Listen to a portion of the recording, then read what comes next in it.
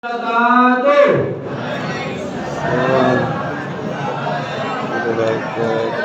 Alhamdulillah, alhamdulillahirabbil alamin. Wassalatu wassalamu ala ashabil anbiya'i wal mursalin wa ala alihi wa ashabi rasulillah ajma'in, amma ba'du. Asyhadu an la ilaha illallah wa asyhadu anna muhammadar rasulullah. Pertama dan terutama sekali, marilah kita memanjatkan puji dan syukur kita kepada Allah. Alhamdulillah, pada subuh yang cerah ini kita masih diberi kesempatan oleh Allah untuk datang ke masjid ini, menyerahkan kaki, melengangkan tangan untuk berubudiyah kepada beliau. Salawat dan salam kita mohonkan kepada Allah, mudah-mudahan salawat dan salam itu diberikannya kepada junjungan kita Nabi Muhammad sallallahu alaihi wasallam dengan doa Allahumma shalli ala Muhammad wa ala ali Muhammad. Yang kita hormati Bapak Ustadz yang akan memberikan tausiah subuh pada hari ini, alhamdulillah, yaitu Buya Aidian Saha MPD. Beliau tadi telah mengimami sholat subuh kita berjamaah. Yang kita hormati bapak-bapak kami, ibu-ibu kami yang masih segar bugar, alhamdulillah. Walaupun cuaca panas dingin, inilah tantangan kita sebagai umat diberikan Allah. Apakah kita mampu menghadapi ini? Ini masih baru di atas dunia ini. Apalagi besok di alam barca sana kita belum tahu. Walau insya Allah kalau kita perhatiin hidup kita manusia ini. Jadi mari kita desain hidup ini atau kita tata hidup ini bagaimana menatanya ujian-ujian diberikan Allah pada kita. Mungkin sebagian kita sudah tahu, apalagi sekarang bulan Ramadan tahun ini berubah. Bahwasanya di Timur Tengah sana negara Islam kita diserang oleh orang-orang Yahudi, orang-orang Nasrani. Sedih kita, Bu. Sedihnya bukan itu, ekonomi sama sekali yang lebih mahal. Itu dulu. Yang penghasilnya di dunia di Timur Tengah banyak. Jadi ekonomi nanti itu, makanya kepada ibu-ibu, bapak-bapak kami, kalau ada sekarang punya stok keuangan, berhematlah. Sebab kita belum tahu ini entah apa terjadi, ini Allah lah yang tahu. Cuma kita bermohon kepada Allah, mudah-mudahan perang itu tidak meluas atau tidak berkelanjutan. Baik, untuk acara selanjutnya itu sebagai intermezzo saja. Sebagai kita sudah tahu atau belum, nah ini perlu juga kami kasih kabar kepada jemaah kami. Kepada Bapak Ustadz yang saya hormat, kita persilakan, Pak.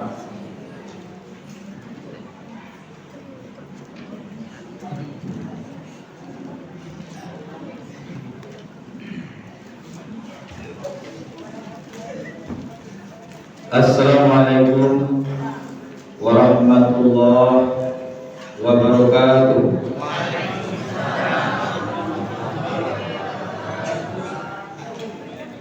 Inna hamdalillah nahmaduhu wa nasta'inu wa nastaghfiruh wa na'udzu billahi min shururi anfusina wa min sayyiati a'malina. May yahdihillahu fala mudilla lahu wa may yudlilhu fala hadiya lahu. Asyhadu an la ilaha illallah wa asyhadu anna Muhammadan abduhu wa rasuluh la nabiyya ba'da, amma ba'd. Yang sama kita hormati Ketua Pengurus Masjid Arafah beserta jajaran, yang kami hormati bapak-bapak, ibu-ibu, tokoh masyarakat, alim ulama, cedek pandai, wabil khusus anak-anak kami beserta pesantren Ramadan rahimahullah. Bersyukur kita kepada Allah Subhanahu wa taala atas nikmat yang diberikan kepada kita, nikmat iman, nikmat sehat, serta nikmat kesempatan, sehingga kita dapat hadir di masjid yang kita cintai ini. Salam beserta salam kita kirimkan kepada Nabi kita Muhammad sallallahu alaihi wasallam. Allahumma shalli ala Muhammad wa ala ali Muhammad. Bapak Ibu hadirin yang kami muliakan, sekarang kita sudah berada di hari yang 7 Maret, puasanya itu Kamis. Ada yang puasa hari Kamis benar, ada yang puasa hari Rabu juga benar. Yang tidak benar itu orang yang puasa sampai kini jadi bulan dulu. Kalau yang hari Rabu puasanya, berarti lebarannya hari Jumat. Kalau yang puasa hari Kamis, itu nanti kita mencari bulan dulu. Ya, mencari hilal. Kalau yang hilal tidak menyuruh, bisa sambung. Tapi kalau tidak terlihat, mungkin diperlukan sampai hari Sabtu. Berarti tanggal 21 April. Yang tak boleh itu puasa hari Kamis, balik lagi hari Jumat. Puasa nak lambat, babuku nak capai ada yang boleh. Kecuali pemerintah menyatakan kita lebarannya sama, itu boleh, baru boleh. Tapi kalau lalu tambah hari Sabtu. Yang tak boleh itu puasa hari Rabu, babuku hari Sabtu, 31 puasa. Dia tak boleh. Kemudian yang tidak boleh itu puasa hari Kamis. Tahu-tahu dia minta di pengurus masjid untuk jadi khatib hari Jumat. Jadi khatibnya, jadi apa ustaz itu puasa Kamis, nyobain jadi khatib hari Jumat. Ustaz itu udah daftar ikrar. Setelah sholat Id, pengurus kan bersuruh majak khatib ke rumah, kok makan lontong kok Begitu diajak, dia mengajak, maaf bu, ambo masih berpuasa. Itu tidak boleh. Kalau yang jadi khatib, berarti lama kok. Itu. Jadi kalau puasa Kamis, itu babukunya sama juga pemerintah. Ikuti pemerintah. Jangan cuma-cuma jadi khatib hari Jumat. Tidak boleh. Kemudian yang tidak boleh itu puasa Rabu, Jumat awak jadi khatib, Sabtu dulu nawarkan jadi khatib itu boleh. Itu tidak boleh. 2 kali khatib lain. Tidak boleh dulu. Jadi harus paham kita tentang ibadah itu. Jadi tidak asal ikut-ikutan. Paham ya? Jadi semuanya benar. Rabu benar, Kamis pun benar. Yang tidak boleh tadi serupa yang mengatakan tadi. Baik Bapak Ibu, hari ini kita akan beri judul pada anak kita. Kalau mau dicatat silakan. Judulnya, kenapa orang malas beribadah dan malas ke masjid. Kenapa orang malas beribadah dan malas ke masjid? Jadi anak-anak kami tolong disimak kajinya, karena ada hadiah sesudah itu hampir duit SD ya. Hampir duit untuk anak SMP. Jadi Kalau tidak menunjuk ke pergi. Mereknya Oppo.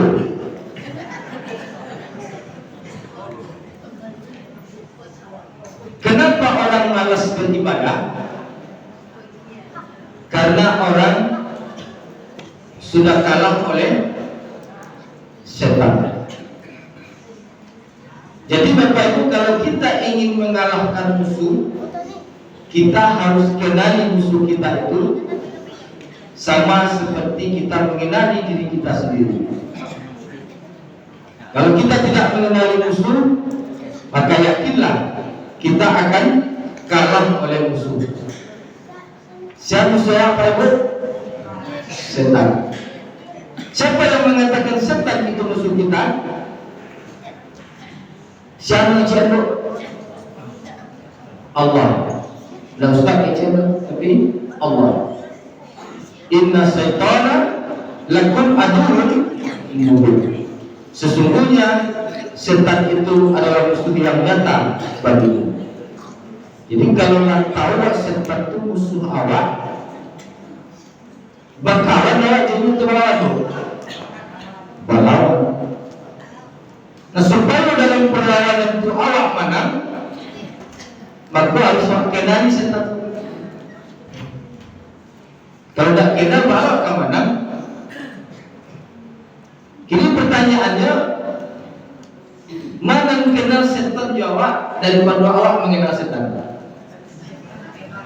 Wah, setan lebih kenal awak, makanya awak kalah. Ya betul, makanya awak kalah. Nah, supaya awak menang, awak kenali setan itu. Jadi ada setan Bapak Ibu, setan yang selalu membuat orang bermaksiat. Karajunya menggoda awak, mencarikan kenikmatan maksiat itu, sehingga awak terjerumus ke dalam kemaksiatan. Itu nama setannya Korin. Kemudian ada pula setan yang karajunya menggoda manusia untuk pencayukan hukum, untuk membuat orang jadi sirik. Itu iblis namanya. Kemudian ada pun setan yang karajunya membuat pacabalan mata orang. Selama ini tambang bukas tambang juga. Pilihan pacah. Dasim namanya. Boga ini. Kemudian ada pula Bapak Ibu, setan yang membuat orang takut sedang mendengar ceramah.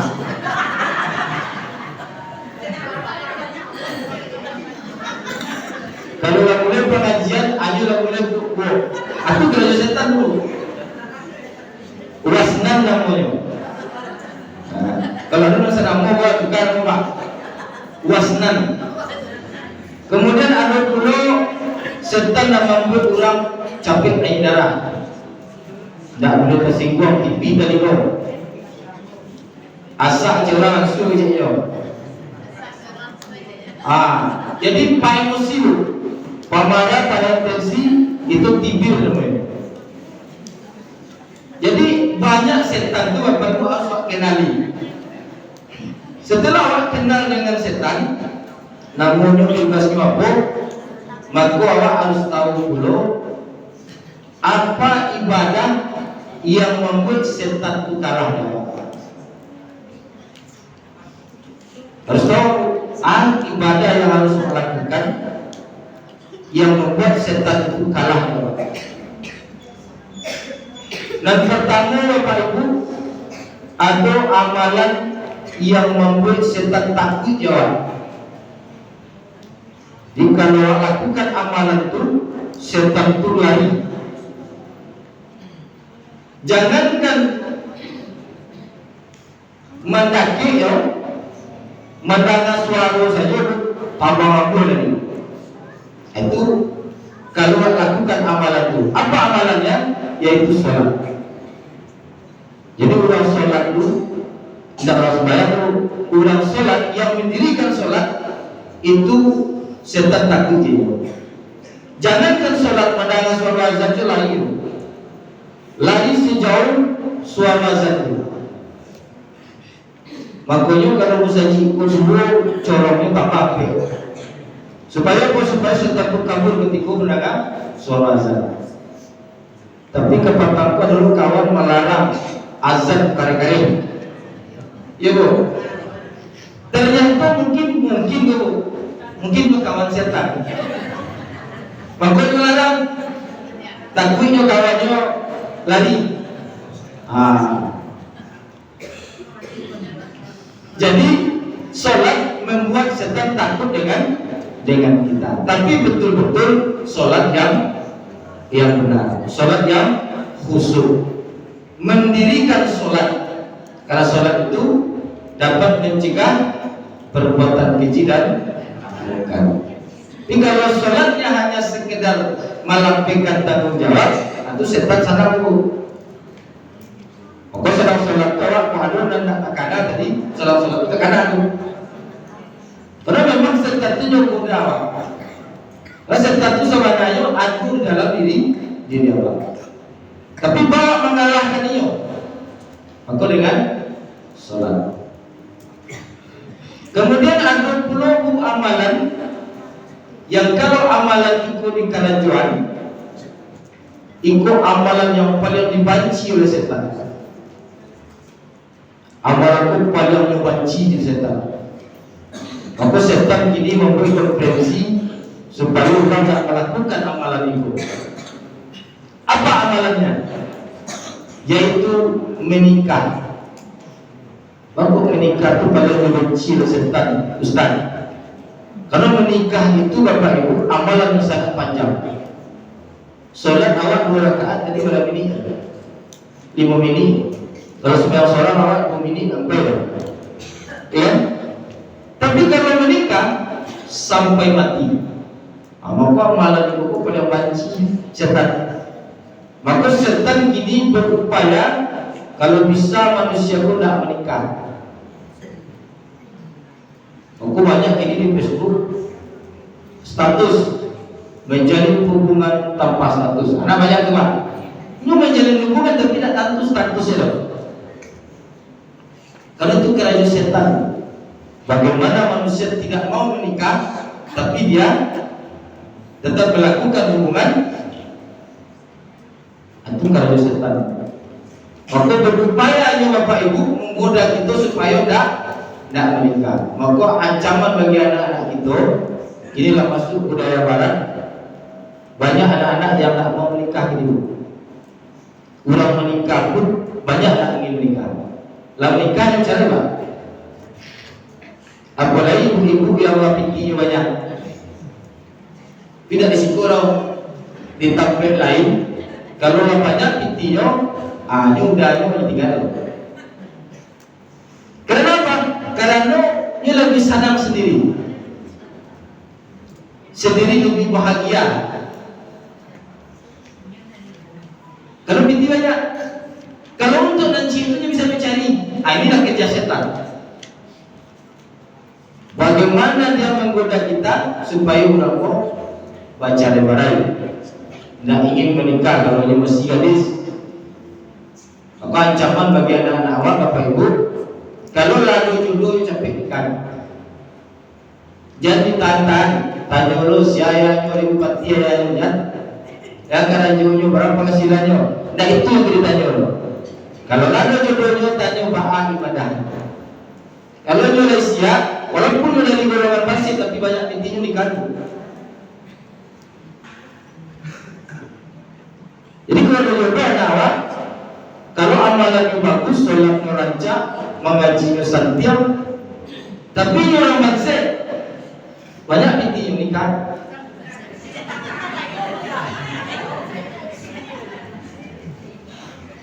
Kemudian Bapak Ibu, dia perhalus di setan. Manusia pun tidak bisa dengan cara terang-terangan. Dia perhalus.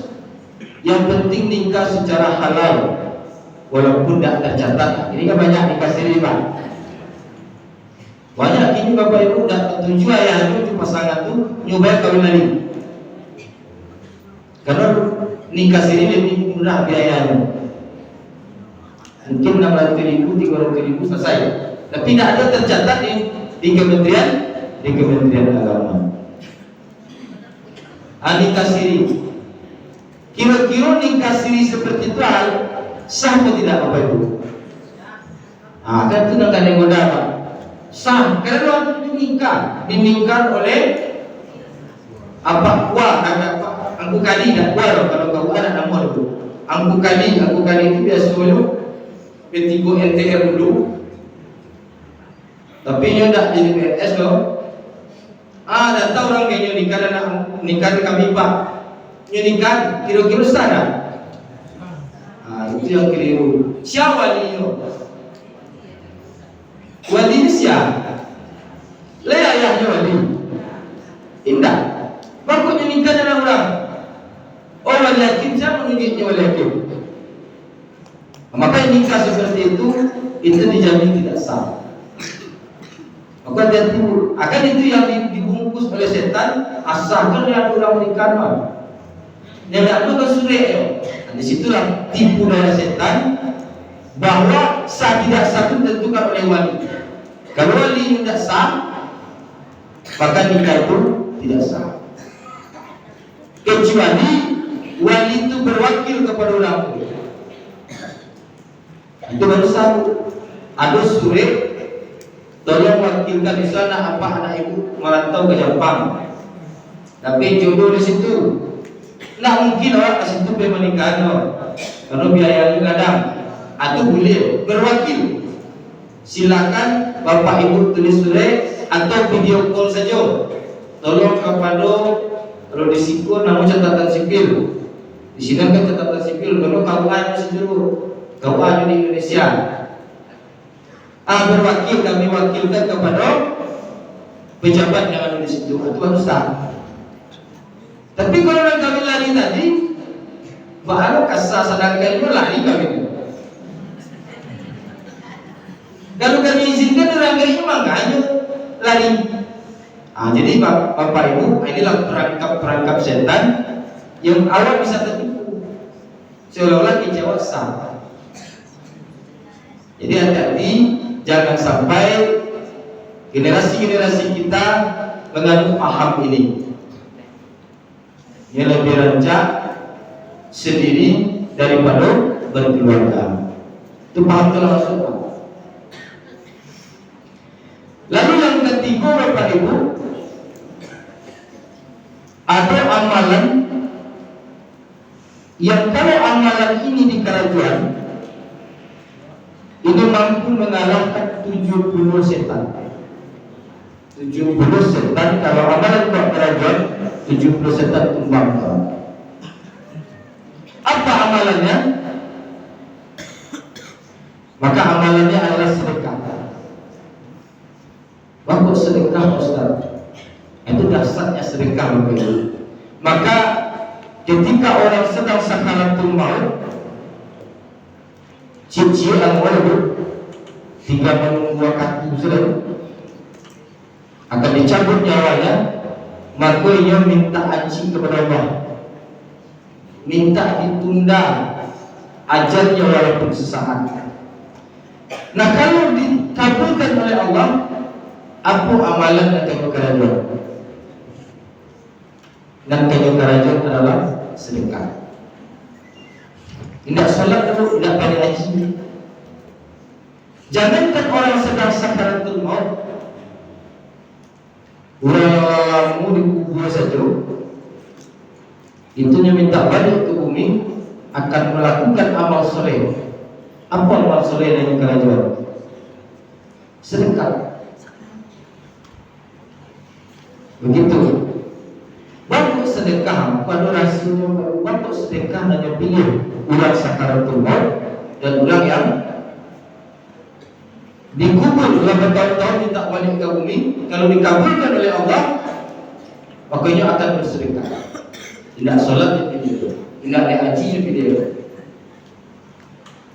sedekah. Nah maka rahasianya Bapak Ibu, ternyata sedekah ini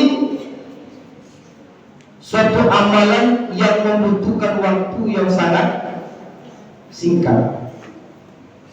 Sedangkan waktu yang apa guna untuk beramal waktu yang paling singkat. Bara lamunyo awak beramal sedekah waliam samini esa detik 2 detik. Iya Pak. Lewat tadi kota amal kan dari Sakti ke kota amal berapa? Sedetik atau 2 detik. Kok ada 10 detik atau nalamu memilih warna itu. Memilih warna dalam abang bisa kan kalau tak amal. Samulu juga Pak Wali mengeluarkan SK. Pak Wali mengeluarkan SK mengingat, menimbang, memutuskan, menetapkan mengingat hari karayu, menimbang pinti masuk, pinti keluar, memutuskan kapasitas benda, menetapkan 2000 selang. Itu dalam.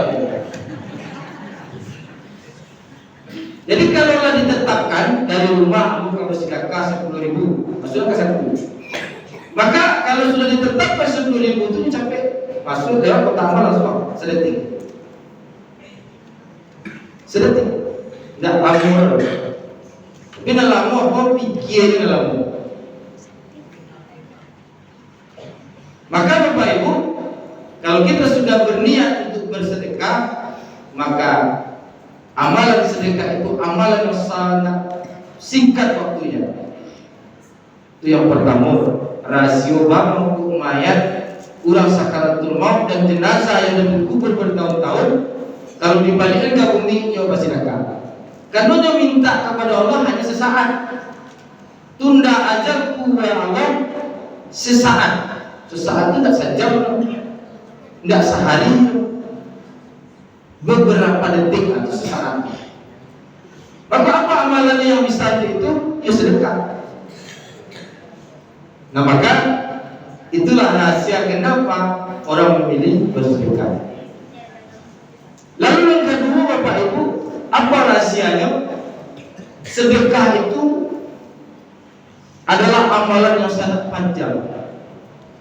Kalau sembahyang awak atau salat awak mulai dari takbiratul ihram sampai salam, selesai salat, selesai amalan. Pahalanya dicatat. Tapi kalau bersedekah, lama meninggal awak pahalanya mengambil dia. Ibu sedangkan cip tembok kamu saji uang, terus selesai ibu bersedekah tu. Seminggu kan atau sedetik tu. Aku patah untuk bani sipin 20 karung pengurus 1 juta. Kan selesai tu. Sedetik kau beramal ya, tetapi pahalanya mengalir sampai bapak ibu telah meninggal dunia. Itu dasar yang sedekah. Maka itulah yang dipilih oleh orang sakaratul maut dan orang yang sudah meninggal. Itu yang kedua. Maka orang memilih bersedekah karena amalannya sangat panjang. Lalu yang ketiga Pak Ibu, yang ketiga kalau ikut kita kerajuan amalan sedekah ini, maka sedekah itu mampu mengalahkan 70 setan. 70 setan kalah orang dikenal bersedekah. Jadi ada suatu ketika Bapak Ibu, ada pengajian mendengar begitu dasarnya amalan sedekah ini. Makanya minta izin ke Ustaz tadi, Ustaz aku izin pulang dulu. Mengapa pulang? Kamu kau sedekah. Barulah kamu tadi pulang. Ibu di rumah, Assalamualaikum. Waalaikumsalam, cik rumah juga itu. Langsung masuk ke kamar. Nyuapnya pinti dan dibawa lipet kain. Ini sebenarnya bawa lipet kain. Yang dia pinti itu, apa kecil rumah ini tadi? Untuk apa tidak dia? Kamu ke bersedekah. Oh jangan ada pinti dulu dah. Iku pinti ada dulu. Iya jangan bersedekah dulu dah. Awak wajib menerima bersedekah. Awak menerima sedekah baru. Kecil rumah kau. Akhirnya tidak jadinya bersedekah bapak. Karena manakah kecil rumah tadi. tidak sanggup dia melawan orang lain. Baliknya kamu saja dia. Jadi mengaji dari Ustaz tadi, Ustaz, yuk bari amalan sedekah Ustaz. Bantu Pak. Ya tadi aku bilang ternyata kalah modenya. Dan bolangan kironya itu setan dulu. Jangan 70 setan kalah dia, seorang tidak kalah dia. Ternyata nanti rumah tadi, nah itu ya. Jadi begitu Bapak Ibu. Jadi ini tidak dikecil ringan, berat. Maka kalau itu keraguan 70 setan kalah. Kemudian Bapak Ibu, kalau kita sudah bersedekah, jangan pernah terbetik di hati kita rasa menyesal. Kadang-kadang orang sudah beragi, orang kalau datang minta sedekah kan, wajib Pak. Sudah tu lampainya maka tuan tidak Pak, maka tuan tidak. Dia nyesal tu bagi tadi kira macam aku masih tangguh, masih kuat, masih muda, masih bisa makan aja. Kan ada rasul-rasul seperti itu. Terkadang itu setan membisikkan. Maka jangan pernah kita menyesal kalau kita sudah bersedekah. Jangan pernah kita merasa curiga kalau itu adalah bersedekah. Jadi kalau Bapak Ibu dalam bersedekah kamu saji, jangan ada kata-kata di hati. Kadang ada lo lama lagi kamu saji, lekas lagi itu sedekahmu, enggak dulu tu. Jadi itu berpikir, itu biarlah urusan yang sudah kita sedekahkan. Itu Allah yang akan membalas. Jadi jangan pernah ada dia menyesal nak balik gunung dan bagi itu loh. Anak orang kadang-kadang akan ada rasul-rasul seperti itu. Jangan pernah. Karena ada satu kisah. Ada seorang pemuda ini ingin bersedekah. Maka ketika ia ingin bersedekah, dia berdoa kepada Allah. Ya Allah, saya ingin bersedekah ya Allah. Tolong tunjukkan siapa orang yang paling pandai dari sedekahmu. Setelah dia berdoa, malam tengah malam jumpai keluar rumah. Di jalan nampak dia ibu-ibu separuh bayar. Ibu-ibu separuh bayar sedang bingung-bingung jadi kiri kanan. Apa kata pemuda tadi? Ibu pun pasti orang susah. Maka ibu pun yang mungkin telah ditunjukkan oleh Allah untuk bersedekah. Maka bersedekah, Bu, terima sedekahmu. Kemudian dia pergi. Besok paginya Bapak Ibu, tadanya cerita di kampung. Tadi malam ada orang bersedekah kepada seorang pelacur. Rupanya keluar tadi malam itu pelacur menerima sedekah. Apa kata pemuda tadi? Orde lah salah akhir. Ternyata pelacur dan sedekah ini. Kata-kata dia tidur. Salah menyesal Bapak Ibu. Kemudian dia berdoa lagi kepada Allah, ya Allah, aku ingin bersedekah lagi ya Allah. Tolong tunjukkan orang yang dapat menerima sedekahmu, jangan sampai salah seperti malam tadi. Maka malam juga keluar. Keluar pemuda tadi, nampaknya apa-apa separuh bayar. Separuh bayar pun boleh keluar, Pak. Separuh bayar, sadar bingung pun di tepi jalan. Dikecil pemuda tadi, Pak mesti susah. Yang kau juga tadi oleh pemuda tadi, Pak tadi mau sedekahmu, mungkin nyoba yuk. Besok pagi terang-terang kabar kamu. Tadi malam atau orang bersedekah, orang Maliang menerima sedekah. Walaupun nampak orang Maliang, pasti Maliang pun jadi kiri kanan menjadi orang. Nyesal orang bingung. Akhirnya menyesal pemuda tadi dari Maliang lagi sedekah.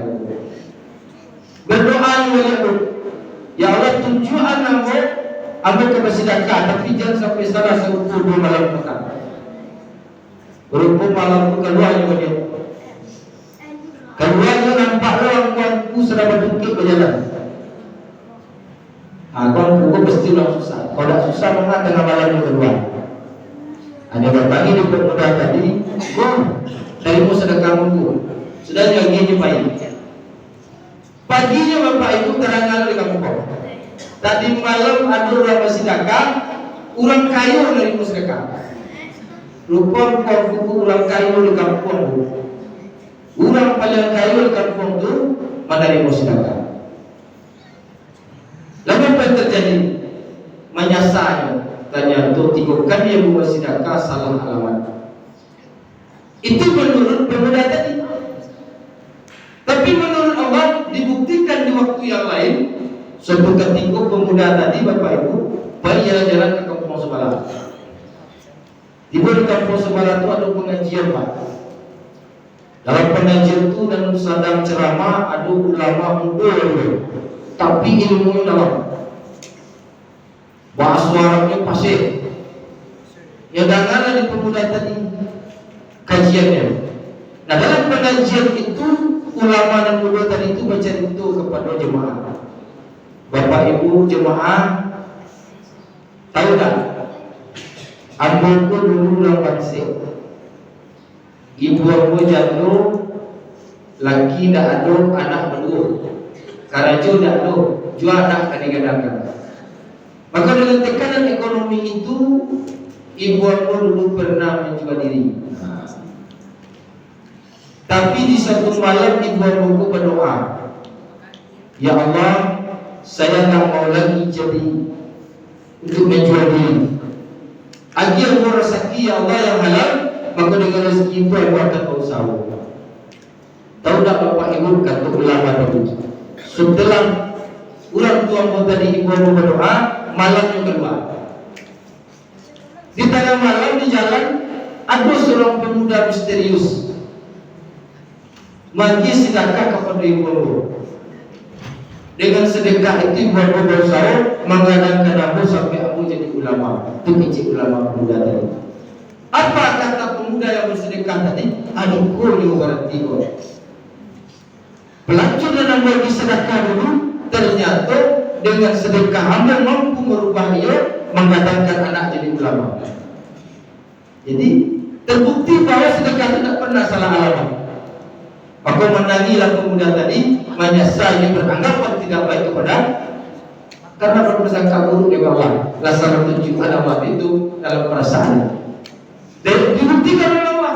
Ternyata sedekahnya kepada pelacur mampu merubah seorang pelacur jadi orang baik-baik. Setelah itu Bapak Ibu paling ke kampung sebelah. Pemuda tadi di kampung itu nampak orang sedang meninggal dunia. Rami orang melayat. Lingkup orang kampung di situ datang. Maka bertanya pemuda tadi kata Pak yang melayat. Pak, siapa yang meninggal Pak? Tidak tahu siapa yang meninggal. Tidak. Ikut orang paling soleh di kampung. Orang paling alim di kampung. Tapi tahu tak sejarahnya? Kecil apa tadi ke pemuda? Bahas sejarah apa? Dulu apa kau adalah paling gagal. Suatu malam ada pemuda misterius masih nakah dia. Dengan sedekah itu hijau berusaha menjadi orang alim. Menangi pemuda tadi Bapak Ibu. Ternyata ikulah malam dan sedekah itu.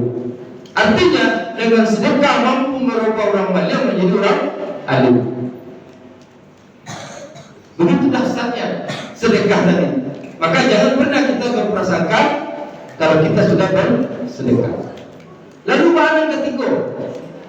Dan ketiga Pak Ibu, ternyata orang pun berpikir tadi orang kaya belinda. Orang paling kaya di kampung tapi sepilih kaya. Orang paling kaya tapi sepilih kaya. Marah palang muda gitu. Diampuk di panggalan pecah. Dia ada tu. Saking sepilihnya. Ketika dia menerima sedekah tadi, dia pulang ke rumahnya, dia kumpul anak-anak. Apa kata orang kaya tadi kepada anaknya? Anak-anak ambo tadi itu sedekah juga. Ini suatu gambaran untuknya. Orang kaya menerima sedekah. Maka dia kumpul anaknya tadi, sadarnya bahwa ratu itu tidak akan dibawa mati. Maka ini kumpul anaknya kecil tanah dan ikut ayah untuk panti asuhan. Tanah itu besok ayah bangun saji. Ayah itu tu untuk kegiatan sosial dan ikut untuk anak-anak. Ya bagi saudara, artinya apa? Tagaklah musaji rancak di tanah tadi. Ngagir merek Masjid Al-Waji Kajai Berapi. Menangi pemula tadi. Basuh orang sepilih kaya dengan sedekah bisa menjadi orang dermawan. Jadi dengan sedekah mampu merubah orang kikir menjadi orang dermawan. Itu dasarnya Bapak Ibu sedekah tadi. Maka jangan pernah kita berprasangka kalau kita sudah bersedekah, jangan pernah kita menyesal kalau kita sudah bersedekah. Percayakan, itu urusan orang yang kita sedekahi.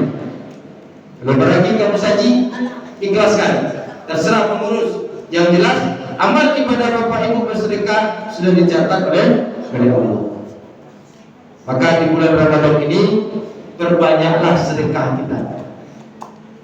Karena di bulan Ramadan pahalanya akan dilipat gandakan. Mudah-mudahan dengan sedekah kita Allah bukakan salah satu pintu surga di akhirat kelak.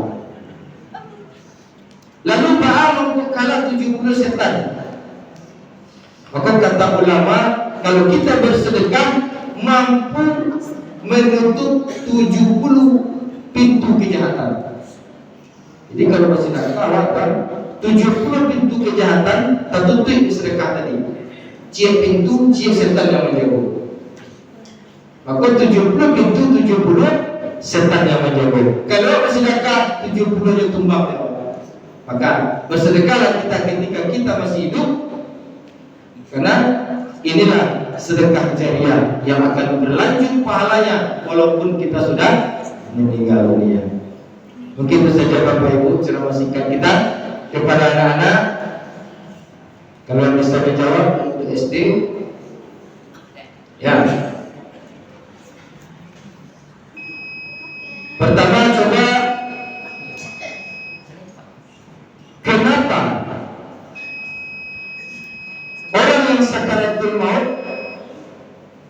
meminta ditunda ajalnya sesaat? Nah, coba. Hah?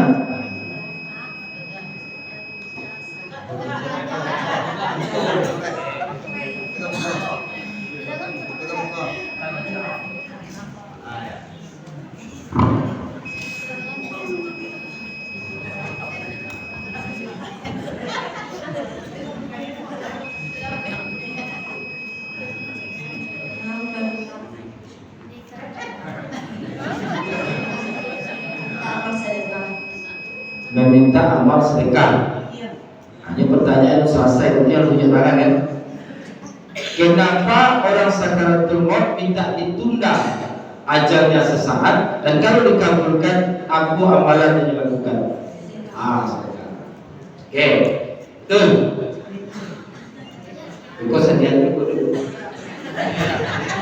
Untuk SMP, sebutkan 3 keistimewaan sedekah.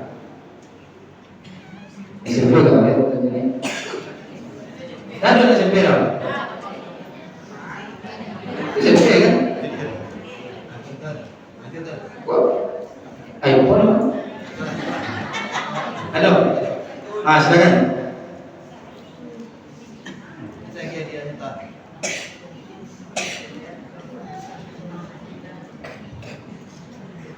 Ajarnya ditunda sesaat.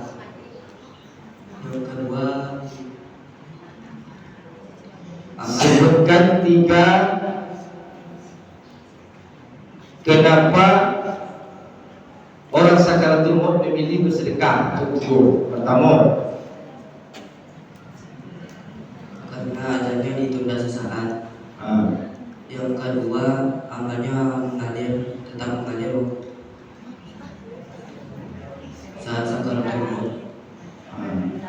Yang ketiga, mengalahkan 70 setan. Betul. Saya bisa menggunakan 2 lain. Yang pertama, keistimewaan bahawa jenazah sakaratul maut orang memilih untuk bersedekah. tahap utamanya. Yang pertama, ketiga tadi ada B, mengalahkan 70 setan. Yang kedua tadi, yang pertama, yang kedua salah.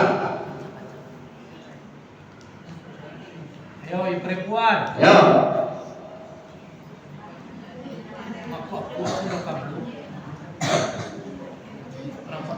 ya yang perempuan ada tak?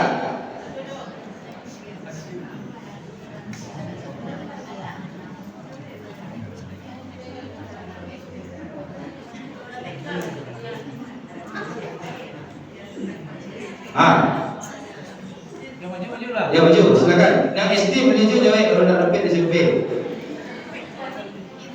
Sempurnakan ketiga-tiganya, baru dapat iPhone.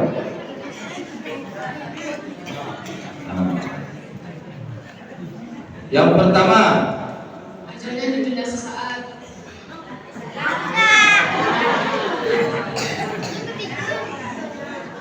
kedua,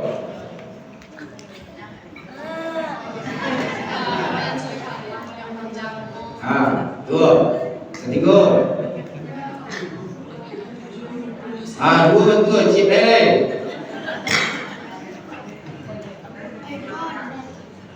Wah, iPhone mah, no, dia sekarang no hadiahnya iPhone, kau sebantu ketiga. Ayo, capek-capek lah. Yang pertama lagi, kalau enggak, itu serahkan kepada panitia.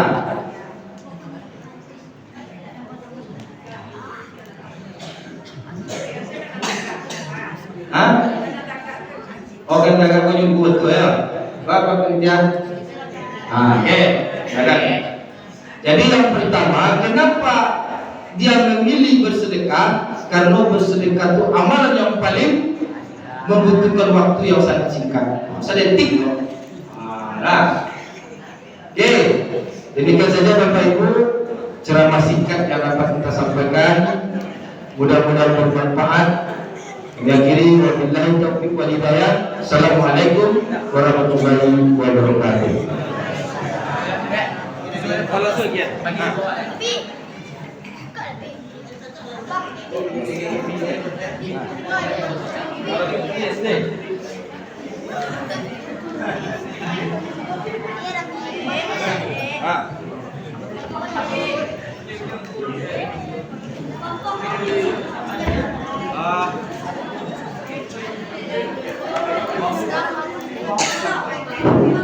terima kasih kita ucapkan kepada Bapak Ustaz Ika yang telah memberikan tausiah pada subuh hari ini. Alhamdulillah, infak kita terkumpul pada subuh hari ini untuk masjid 107.000 dan untuk infak anak yatim 109.000 rupiah. Alhamdulillah.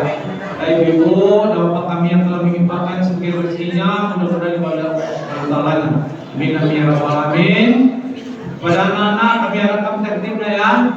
Assalamualaikum warahmatullahi wabarakatuh.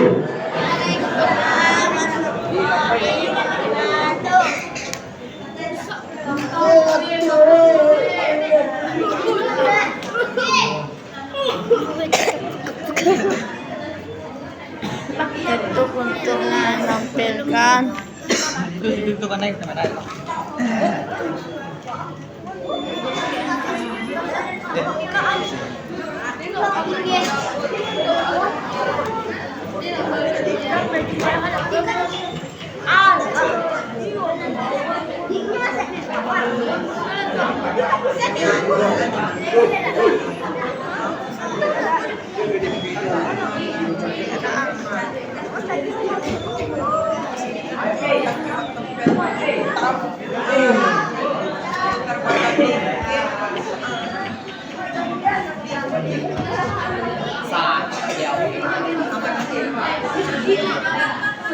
Kasih merek dong.